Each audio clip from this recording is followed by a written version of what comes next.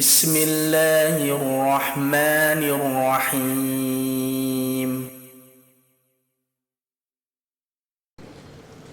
بسم الله الرحمن الرحيم. السلام عليكم ورحمة الله وبركاته. إن الحمد لله نحمده ونستعينه ونستغفره ونعوذ بالله من شرور أنفسنا ومن سيئات أعمالنا من يهده الله فلا مضل له ومن يضلله فلا هادي له أشهد أن لا إله إلا الله وأشهد أن محمدا عبده ورسوله لا نبي ولا رسول بعده اللهم صل على محمد وعلى آل محمد كما صليت على إبراهيم وعلى آل إبراهيم وبارك على محمد وعلى آل محمد كما باركت على إبراهيم وعلى آل إبراهيم إنك حميد مجيد أما بعد أوصيكم بتقوى الله فقد فاز المتقون. Hadirin jamaah subuh rahimakumullah. Alhamdulillah kita masih dipertemukan kembali dalam kajian rutin kita Asbabun Nuzul, kitab karangan Imam Al-Wahidi, yang bulan lalu kita sudah mengakhiri surat Al-Isra atau surat Bani Israil, yang pada akhir ayat yang memiliki asbabun nuzul yaitu wala tajhar bi sholatika wala tukhafit biha, yang kalau kemarin ada 3 riwayat kalau tidak salah. Riwayat pertama, jahar dalam sholat ini ketika tasyahud, ada yang membacanya kencang. Riwayat kedua ada yang mengatakan setelah salam Rasulullah ini di belakang sahabat ini ada langsung berdoa dengan kencang. Jadi ada yang mengatakan bisolatika ini ketika sholat enggak boleh kencang ketika berimam. Jadi makmum harus mendengarkan apa yang dibacakan imam, atau ketika bacaan-bacaan yang wayai imam itu membaca, makmum mendengar. Atau ketika waktunya makmum itu membaca harus dengan tanpa jahar, doanya harus khafi, harus dia sendiri yang mendengar sir. Jadi itu akhir dari surat Al-Isra yang memiliki asbabun nuzul. Terus kemudian kita lanjutkan runtutan asbabun nuzul sesuai dengan ayat mana yang lebih turun atau surat mana yang lebih turun, agar bisa meneruskan sejarahnya. Jadi kisahnya ini Nabi Muhammad SAW ketika itu dalam kondisi setelah turunnya surat Al-Isra ini, kondisinya beliau ini begitu tertekan dalam dakwahnya, sampai turun ayat yang qul rabbi adkhilni mudkhala sidqin, itu sudah perintah untuk Rasulullah berhijrah. Jadi tekanan dakwah beliau ketika itu sudah amat sangat menyakitkan ketika menjadi Nabi Muhammad SAW. Jadi setelah ini Allah Subhanahu wa taala seringkali menurunkan kisah-kisah kaum-kaum terdahulu agar Nabi Muhammad itu terhibur dan teguh dalam dakwahnya. Kita buka kembali surat Yunus di halaman 199, maaf, tadi 199. Bismillahirrahmanirrahim. Qauluhu ta'ala akana lin-nasi ajaban an awhayna ila rajulin minhum an anzirin nasa wa basyiril ladzina amanu anna lahum qadama sidqin 'inda rabbihim. Jadi setiap di kitab ini mesti hanya sekilas saja ayatnya yang ditampilkan, sebenarnya masih panjang sampai akhir ayat. Al-ayah itu maksudnya adalah hingga akhir ayat, bukan sekedar an-andzirin nas terus selesai. Jadi satu ayat penuh, an-andzirin nas wa basyiril ladzina amanu anna lahum qadama sidqin 'inda rabbihim qala al-kafiruna inna hadza lasahirun mubin, atau beberapa bacaan inna hadza lasihrun mubin, qiraat lain. Ma'asyiral muslimin rahimakumullah. Surat Yunus ini termasuk surat yang diawali dengan huruf al-muqatta'ah, huruf at-tahajji. Ada orang yang mengatakan al-muqatta'ah atau at-tahajji, yang cara membacanya yaitu dengan abjadiyah, hijaiyahnya terlihat, alif, lam, ra. Terus kemudian untuk menafsirkannya, harfut tahajji ini banyak dalam surat-surat awal pembukaan Al-Quran, kurang lebih mungkin 20-an sekian. Ada yang memiliki satuan, satu huruf saja, seperti apa? Nun, qaf. Ada yang memiliki susunannya 2 huruf, Hamim, Yasin, Toha. Ada yang memiliki susunannya 3 huruf, Alif Lam Mim, Alif Lam Ra. Ada yang memiliki susunannya 4 huruf, Alif Lam Mim Ra, Alif Lam Mim Shad. Ini huruf-huruf at-tahajji. Ada juga yang memiliki susunannya 5 huruf, Kaf Ha Ya Ain Shad, Hamim Ain Sin Qaf. 5 huruf. Jadi ini semua termasuk huruf al-muqatta'ah at-tahajji. Adapun tafsirannya terbagi, dulu kalau tidak salah Ustaz Farid sudah pernah menjelaskan. Jadi ada yang menafsirkan ini termasuk mutasyabihnya Al-Quran, jadi tafsirnya hanya Allah yang tahu. Ada yang menafsirkan ini termasuk muhkam. Jadi pada zaman itu Rasulullah pun dan para sahabat dan para orang-orang Arab ketika itu pun tahu arti dari makna huruf-huruf tersebut. Dan untuk pentafsirannya mungkin berbeda-beda. Ada yang mengatakan Alif Lam Mim ini pemisah, pembeda dari surat sebelumnya, Ghairil maghdubi 'alaihim waladhdallin. Kemudian Alif Lam Mim ini pembeda surat. Jadi termasuk dari pembeda surat. Ada yang menafsirkan seperti itu. Ada juga yang menafsirkan ini merupakan sifat-sifat Allah. Ini merupakan asma-nya Allah. Dan kadang Alif Lam Mim ditakwilkan dengan Allahu Ta'ala A'lam, singkatan dari Alif Allah, Lam Ta'ala, Mim A'lam. Namun belum bisa ini kok terus kemudian dirojihkan, karena ini aja ijtihad para ulama. Ada yang mengatakan Alif Lam Mim, Alif Lam Ra ataupun harfut tahajji ini adalah Al-Quran,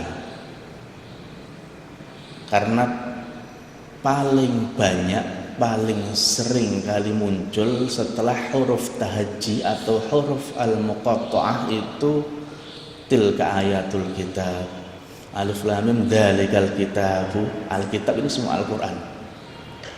Seperti surat Yunus, Alif Lam Ra tilka ayatul kitabil hakim, kembali kepada Al-Quran lagi. Ada yang mengatakan huruf tahajji ini adalah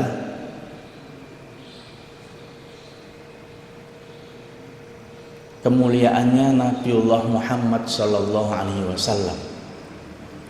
Karena setiap kali ada alif lam ra, misalkan saja tilka ayatul kitabil hakim, setelah ayatnya adalah akana linnasi ajaban an awhayna ila rajulin minhum, kisah tentang Nabiullah Muhammad sallallahu alaihi wasallam. Ini berbagai tafsir. Untuk tafsir yang paling bisa dipakai dalam hal ini, Syekh Tontowi, Grand Syekh Al-Azhar, untuk sebelumnya, bukan tahun ini, beliau sudah wafat, itu mengatakan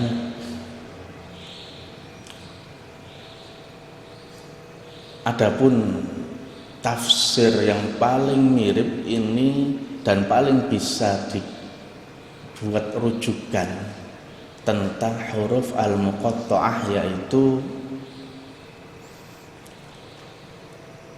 tafsir yang mengatakan bahwa kita meyakini huruf-huruf muqatta'ah ini pada zaman dahulu orang-orang Arab faham artinya, para sahabat pun faham artinya, dan orang Arab pun tidak mampu membuat tandingan dari huruf muqatta'ah ini.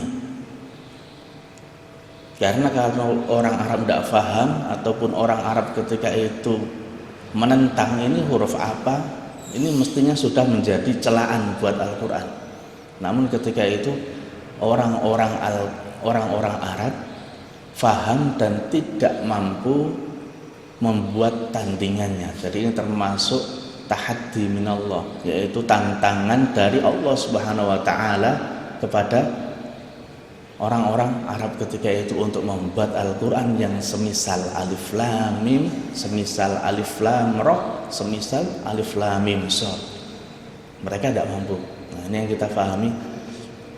Kemudian alif lam mim shad, alif lam ra, semua huruf-huruf ini adalah merupakan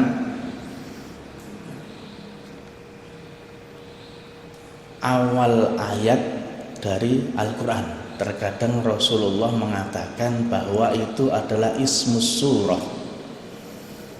Hamim as-sajdah, kata Rasulullah dalam sebuah hadis. Mangqara Yasin, kata Yasin itu disebutkan oleh Rasulullah, maka menjadi nama surat. Ini yang bisa kita berikan. Namun dengan semua itu, ulama menafsirkan berbagai cara, namun kita hanya mampu memahami karena kita bukan orang Arab dan kita juga hanya belajar bahasa Arab, bukan langsung, dan kita bukan di zaman Rasulullah ketika itu. Kita hanya mampu beriman dengan Al-Quran ini diturunkan dengan berbagai keindahannya dan keajaibannya dan kemukjizatannya dengan alif lam mimnya, dengan alif lam ra-nya. Nah, kita hanya mampu sampai di titik itu. Adapun takwil-takwil yang lain seperti kita meyakini Allah Ta'ala a'lam tadi, masih belum bisa dijadikan rujukan ketika belum ada Quran ataupun hadis yang lain yang menjelaskan. Kita lanjutkan.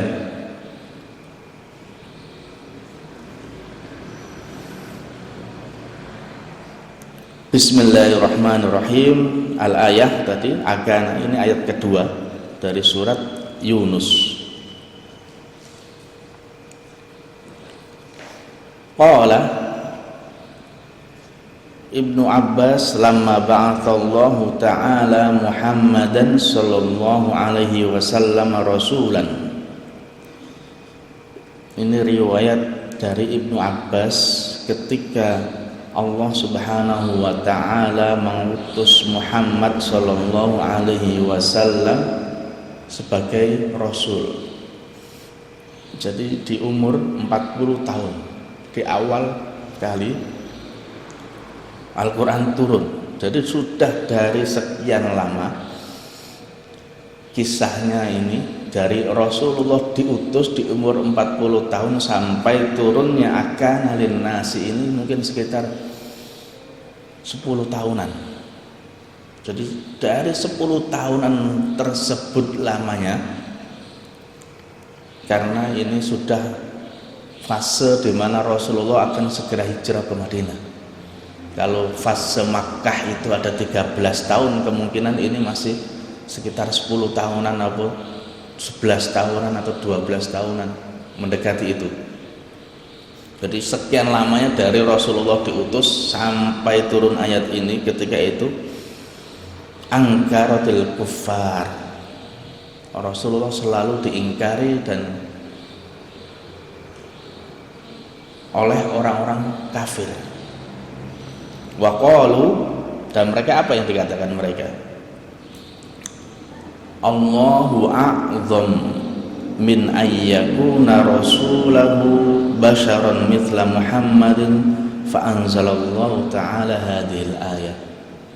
Allah itu lebih agung, Allah itu sebegitu agungnya, tapi kenapa mengutus basyaron, manusia ya seperti kita ini, sebagai rasulnya? Maksudnya gini, mereka mengingkari mosok Allah Subhanahu wa ta'ala yang begitu maha dahsyat, maha agung, maha besar, utusannya kok seperti manusia seperti kita. Dalam surat-surat yang lain ya berjalan di pasar, ya makan makanan seperti makanan kita, ya masih tidur, masih ini, memiliki sifat-sifat manusia biasa. Ini dari pertama kali Rasulullah diutus. Gaung ini yang disebarkan di Mekah ketika dakwahnya Nabi Muhammad Shallallahu Alaihi Wasallam berjalan. Itu 10 tahun sudah, hingga Allah Subhanahu Wa Taala memberikan ayat ini menjelaskan kenapa sih mereka ini mengingkari Nabiullah Muhammad Shallallahu Alaihi Wasallam. Ayatnya seperti apa? Kita bacakan. Akana linnasi ajaban an auhayna. Allah memakai hamzah ini untuk ingkar. Akana, apakah mereka, hamzah ingkari ini, para manusia, akana linnasi ajaban, takjub dengan Allah yang mengutus dari kalangan mereka, auhayna minhum an andzirin nasa wa basyiril ladzina amanu. Apakah mereka ingkar dengan adanya Allah ini mengutus seorang manusia dari kalangan mereka, bukan kalangan yang lain atau bangsa yang lain atau bahkan malaikat. Kalangan lain itu maksudnya mungkin inginnya Allah mengutus ya langsung Muhammad atau kalangan yang lain. Kenapa kok harus Muhammad? Mereka takjub, seperti seakan-akan ajaibnya itu, takjubnya ini heran, dan herannya itu sampai masuk ke hati. Gak mungkin Nabi kok seperti ini. Nabi itu seharusnya ya malaikat sendiri ataupun Allah itu al-a'zam.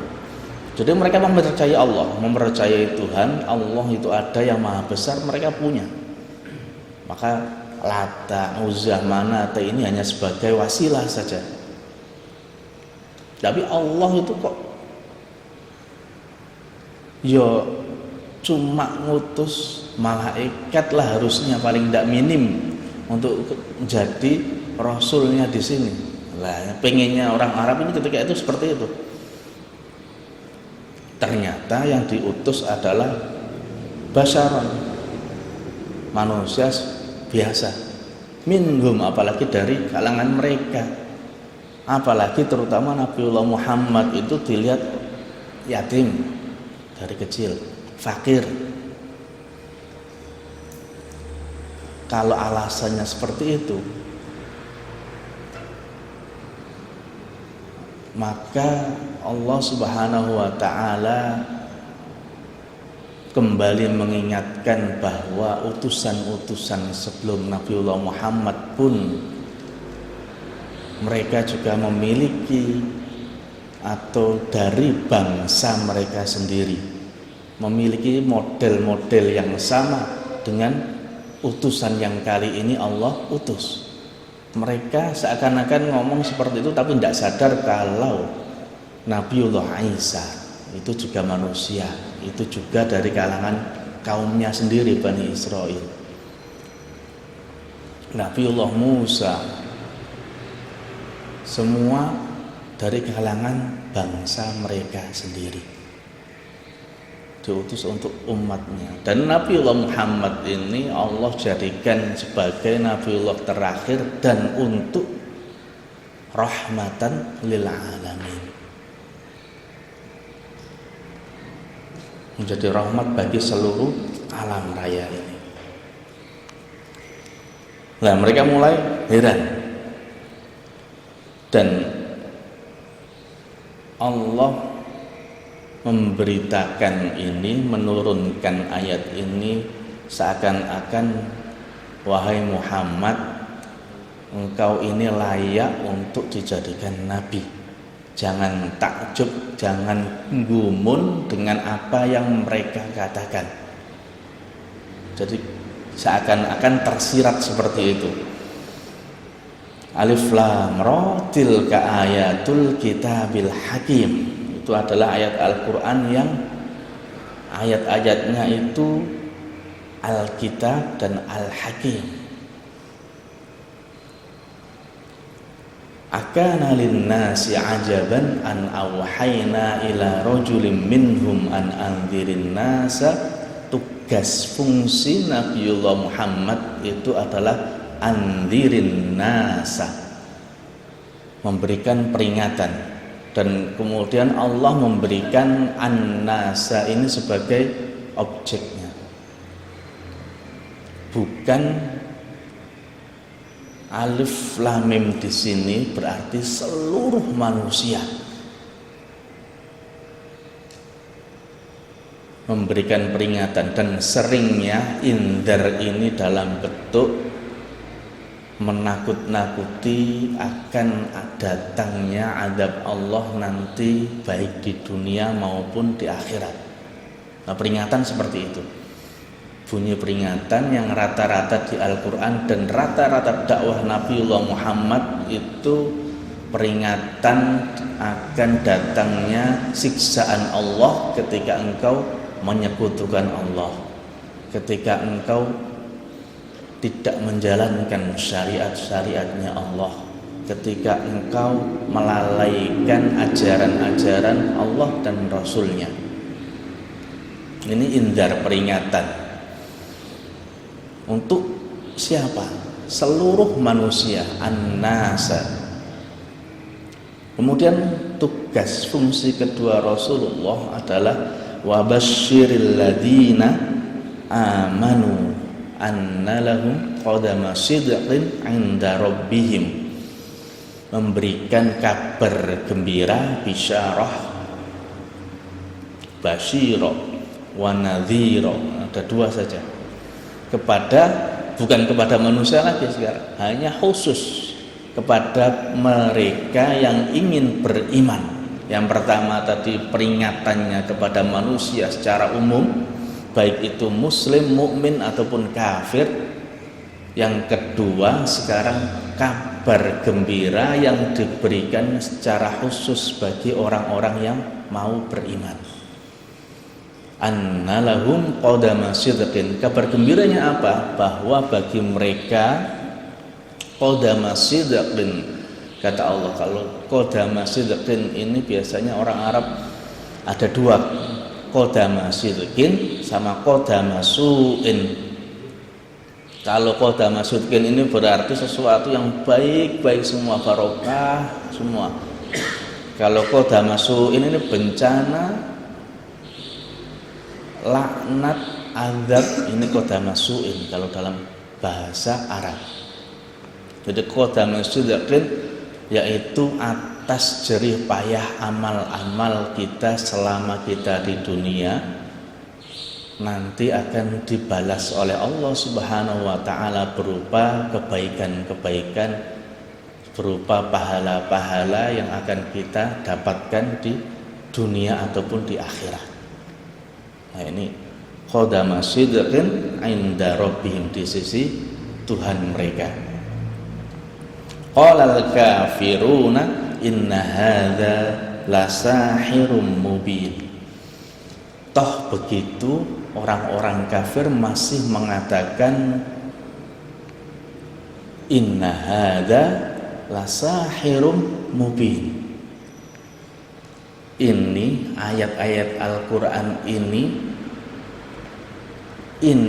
pembawa ayat Al-Qur'an ini Nabi Muhammad ini, karena ada dua bacaan.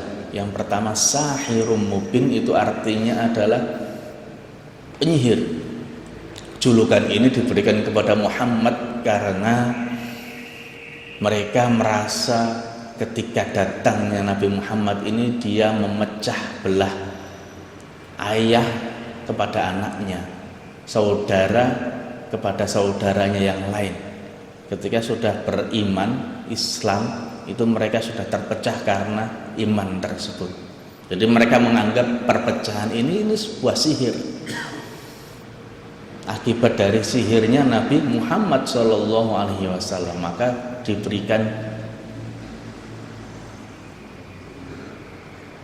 gelar bagi mereka, katanya orang-orang kafir ini ketika itu sahirun.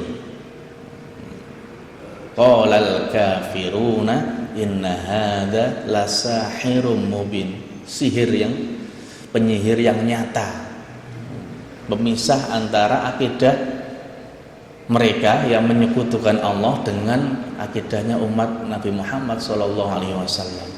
Jadi disebut sihir. Atau ketika kita memakai bacaan lasihrun mubin, Quran inilah yang menyihir. Qalal kafiruna inna hadza lasihrun mubin. Ini benar-benar sihir yang nyata, yang memisahkan mereka dengan keluarga mereka. Ini kata mereka, penentangan dakwah Nabiullah Muhammad SAW.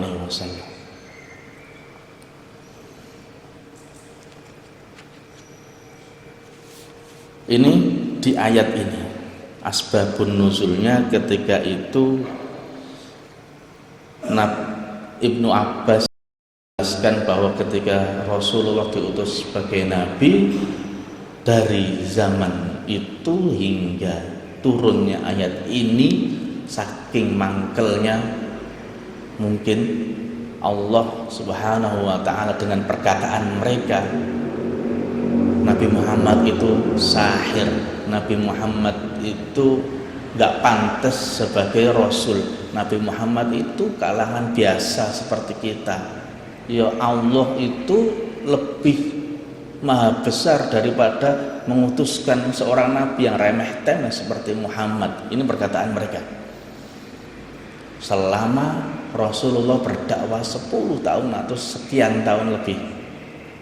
Akhirnya turunnya ayat ini seakan-akan tenang, wahai Muhammad, tilka ayatul kitabil hakim, itu adalah ayat-ayat Allah yang maha hakim. Itu adalah perkataan ataupun ejekan-ejekan umat-umatmu yang hanya mereka lah yang akan memperoleh adabnya Allah Subhanahu wa taala, dan engkau hanya bertugas sebagai nadhiron linnas wa basyiron lil mu'minin, pemberi kabar gembira untuk orang beriman dan memberi peringatan kepada seluruh manusia, entah kafir, muslim, mukmin ataupun yang lain. Maka setelah turunnya ayat ini, Rasulullah Shallallahu Alaihi Wasallam ketika itu yang sudah sekian tahun mengalami tekanan dakwah berkurang. Allah selalu menghibur Rasulnya dan tahu caranya dan tahu tempat dan waktunya. Ini penantian yang lama untuk ayat ini sebenarnya. Rasulullah sudah terlalu tertekan.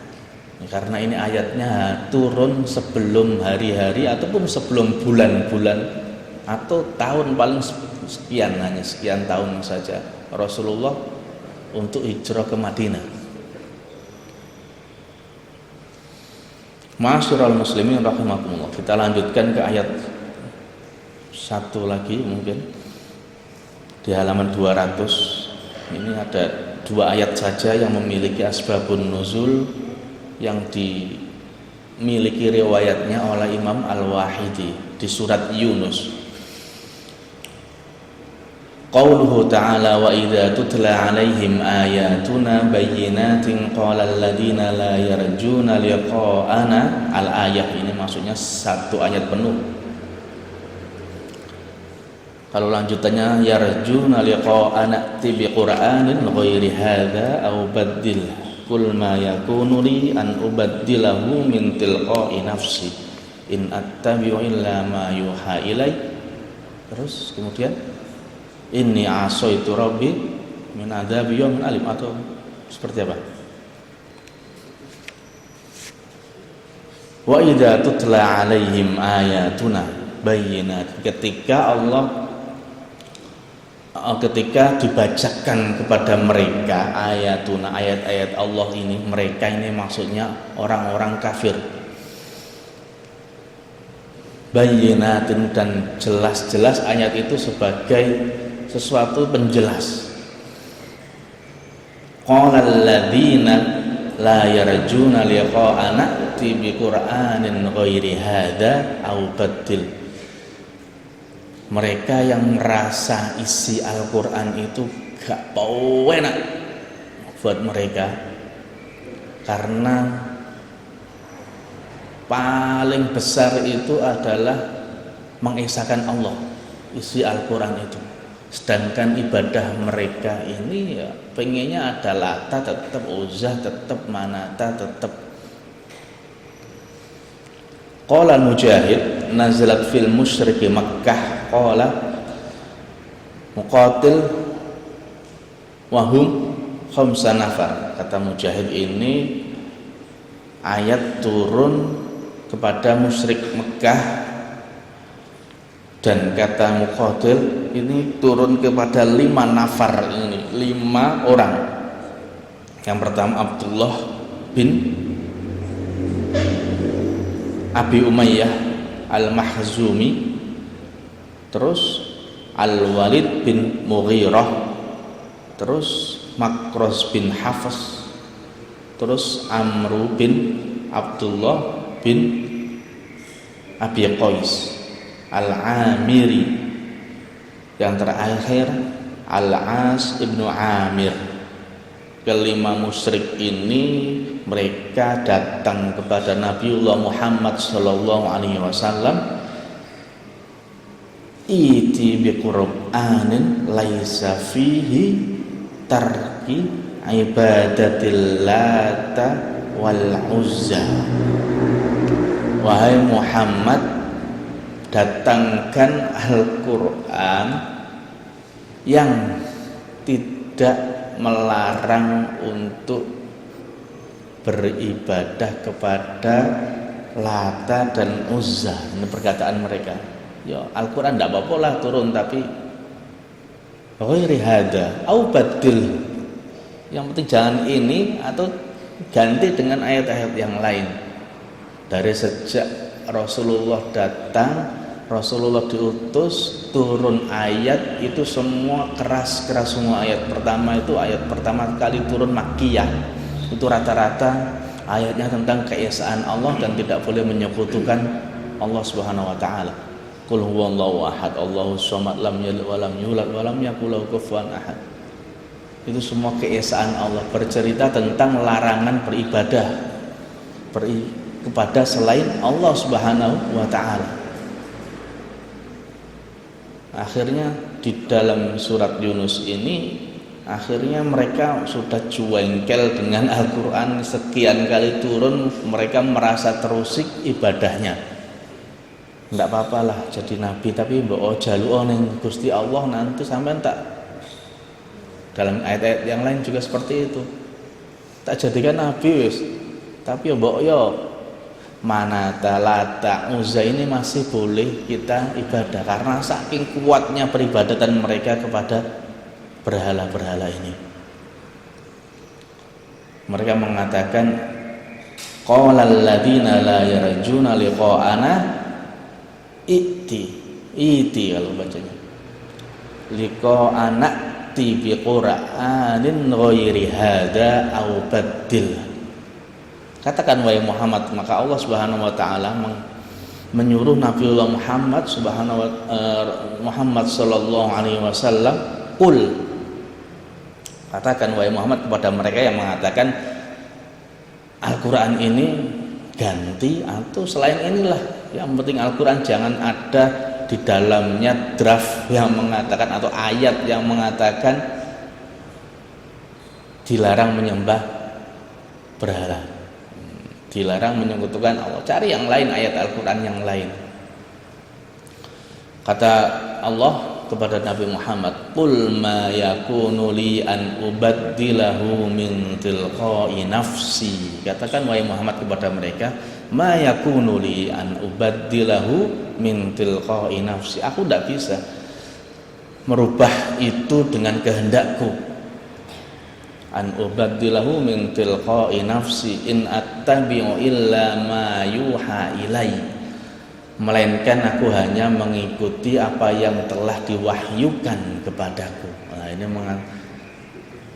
mengakhiri kata-kata ataupun ejekan dari mereka ketika itu berupa ejekan, atau karena mereka sudah tahu ini adalah wahyunya Allah, tapi mereka masih ingin protes untuk menggantinya. Al-Quran ini mbok yo diganti. Maka kata Allah, wahai Muhammad, katakan kepada mereka yang pengen Al-Quran ini diganti, yang pengen Al-Quran ini direvisi, ma yakunu li an apa tadi? Qul ma yakunu li an ubaddilahu min tilqa'i nafsi in attabi'u illa ma yuha ilai. Jadi ayat ini turun ketika ada sekelompok orang musyrik Mekah yang memprotes akan isi kandungan Al-Quran karena mereka tersinggung dengan isinya, yaitu peribadatan kepada Lata, Uzza ini dilarang dalam isi Al-Quran, atau syirik disebut oleh orang-orang Islam ketika itu Nabi Muhammad. Jadi mereka itu merasa agamaku sedang mengalami penurunan peribadatan karena dakwahnya Nabi Muhammad ini. Jadi mereka yang berislam awal mula mereka juga mesti menyembah berhala, tapi lama-lama kok dakwahnya Nabiullah Muhammad ini banyak mereka hilang semua anggota keluarganya, anggota umatnya. Akhirnya sekian tahun mereka langsung protes kepada Nabi Muhammad, la yarjuna liqa'ana bi Qur'anin ghairi hada. Mereka orang-orang yang tidak, kata Allah, yarjuna, mengharapkan liqa'ana, bertemu dengan kami. Mereka orang-orang yang tidak mengimani hari kiamat, mereka yang orang-orang yang tidak berharap bahwa perkataan Nabi Muhammad ini benar, bahwa ada siksa kelak di hari kiamat. La yarjuna liqa'ana. Mereka yang tidak mengharapkan hal itu terjadi, padahal ini akan benar-benar terjadi kepada mereka. Nah, ini Allah mensifati mereka dengan kalimat la yarjuna liqa'ana. Kata mereka, "I'ti bi Qur'anin ghairi hadza au baddilhu." Qul ma yakunu li an ubaddilahu. Kata Allah, wahai Muhammad, katakan kepada mereka, ma yakunu li an ubaddilahu min tilqa'i nafsi in attabi'u illa ma yuha ilai. Aku tidak bisa merubah Al-Quran. Bilang saja seperti itu. Ini wahyu dari Allah Subhanahu wa taala. Ya, katakan kepada mereka, wahai Muhammad. Sudah?